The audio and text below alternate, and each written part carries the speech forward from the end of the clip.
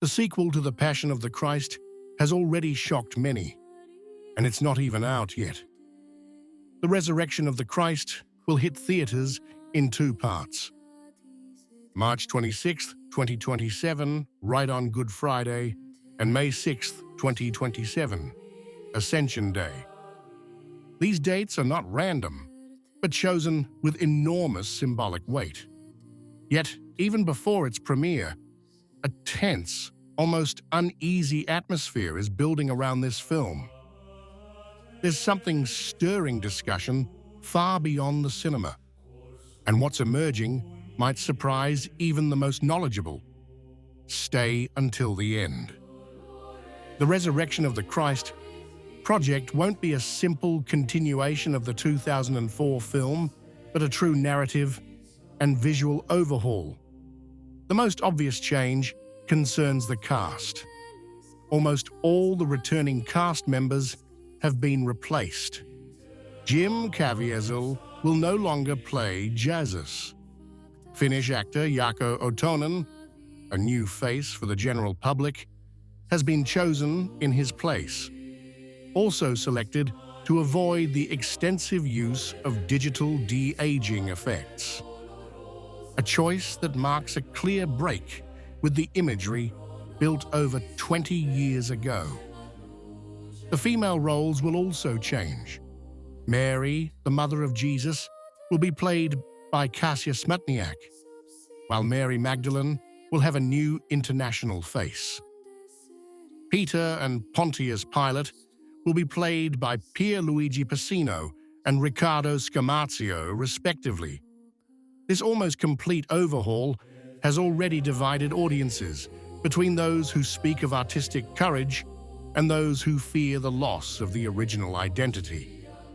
And then it's not just a simple indiscretion. Alongside Mel Gibson appears a figure who alone is enough to ignite the debate: Carlo Maria Vigano. The images are circulating. They aren't rumors. They aren't suppositions. Photographs circulated by the Italian press show the Archbishop sitting next to the director in a setting that appears anything but casual. Not an extra, not a fleeting appearance, a presence that many newspapers described as religious counsel or theological advice during the making of the film. The production has not released detailed statements on Vigano's formal role. Some sources speak of a simple visit.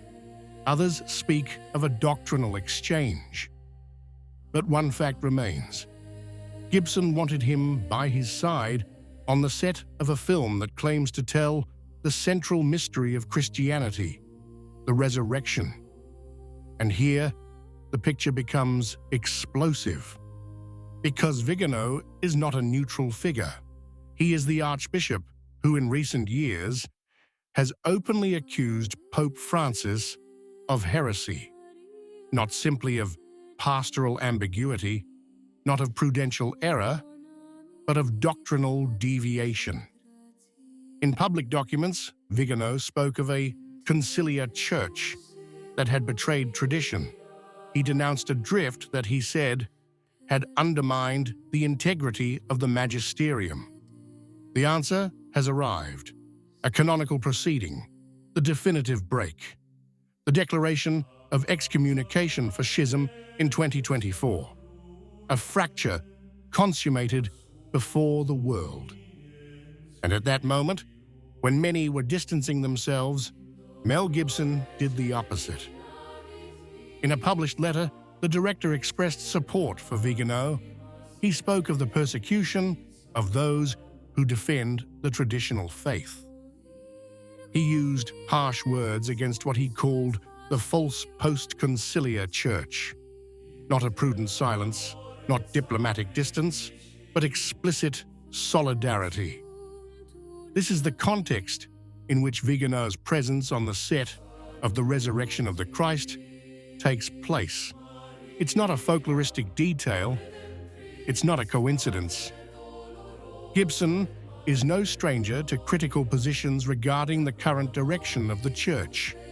For years, he has denounced the crisis in the Church, the loss of a sense of the sacred, and the abandonment of traditional liturgy. He frequented circles linked to the ancient Mass. He spoke of the need to remain faithful to the tradition of all time. He's now shooting the most delicate film of his career, a work that, according to rumors, will not simply represent the resurrection in a linear way, but will explore profound theological dimensions, the mystery of the descent into hell, the triumph over Satan, the victory over death.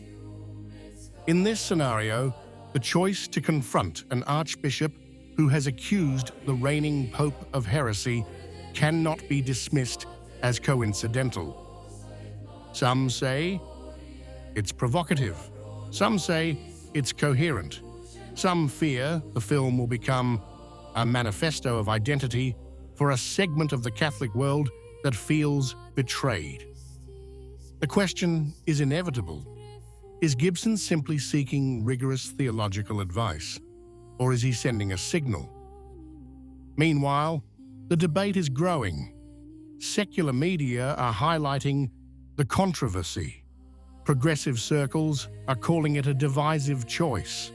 Traditional circles are seeing the episode as a sign of cultural resistance. The point is deeper, because this isn't just about cinema. It's about the public representation of faith at a time when the Church is experiencing evident internal tensions over morality, doctrine, liturgy, and identity. A film about the resurrection, shot in the midst of this storm, with the director alongside an archbishop who denounced heresy at the highest levels, inevitably takes on a symbolic meaning. Gibson understands the weight of symbols. The Passion of the Christ wasn't just a cinematic success. It was a cultural event. It shook Hollywood. It divided critics. It strengthened millions of believers. Now the sequel takes on a further dimension, not just the Paschal mystery, but the contemporary ecclesial context. It's legitimate to wonder whether this collaboration, or even just this dialogue, represents a form of alignment. Gibson has already publicly demonstrated his respect for Vigano. He defended him when he was under attack. He supported him after his excommunication. Vigano, for his part, has repeatedly spoken of an ongoing spiritual battle within the Church. He has described a clash between fidelity to tradition and adaptation to the modern world. The film, then, risks being read not just as a gospel story, but as a cultural statement. And this explains the nervousness. Because if a work with great media impact is perceived as an expression of a Catholicism critical of the current pontificate, the debate will not remain confined to movie theaters. What do you think? If you liked the video, comment, Amen. God bless you.